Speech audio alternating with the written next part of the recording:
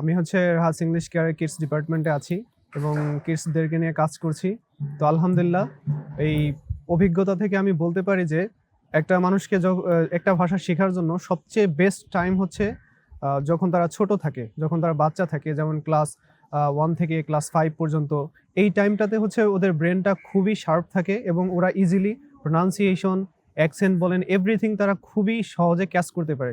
আমি তো দেখেছি যে বড়দেরকে যখন আমরা বিভিন্ন প্রোনাউন্সিয়েশন শেখাতে যাই তারা ওটা শিখতে পারে না বা সহজে নিতে পারে না।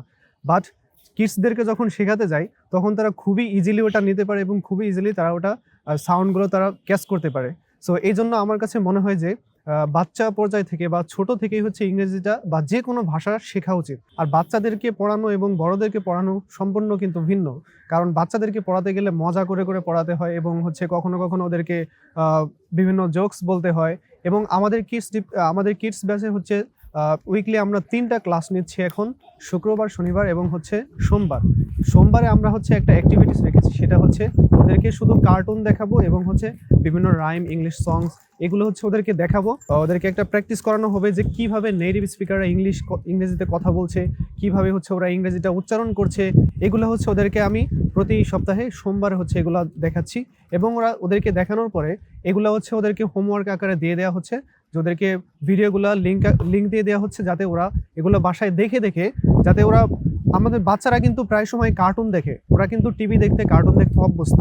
সো ওদেরকে এই কার্টুনগুলো যদি ওরা ইংরেজিতে দেখে বা ইংরেজি সংগুলো যদি দেখে, রাইমগুলো দেখে, তাহলে ওদের টিভি দেখা হলো, ওদের মজা নেওয়া হলো, এনজয় করা হলো, পাশাপাশি ওরা ইংরেজিটাও কিন্তু ভালোভাবে শিখতে পারছে। সো আমরা সেটাই করাচ্ছি এবং পাশাপাশি হচ্ছে ওদেরকে প্রপার যে প্রোনাউন্সিয়েশন যেগুলো আছে সেগুলো ওইভাবে প্রোনাউন্সিয়েশন ঠিক রেখে ওদেরকে ইংরেজি শেখানোর চেষ্টা করছি। আমরা হচ্ছে ওদেরকে বি ভার্ব দিয়ে শুরু করছি, তারপরে হচ্ছে কিভাবে ওরা কথা বলবে, কিভাবে মাই ডেইলি রুটিন, তারপর হচ্ছে মাই লাস্ট উইকেন্ড।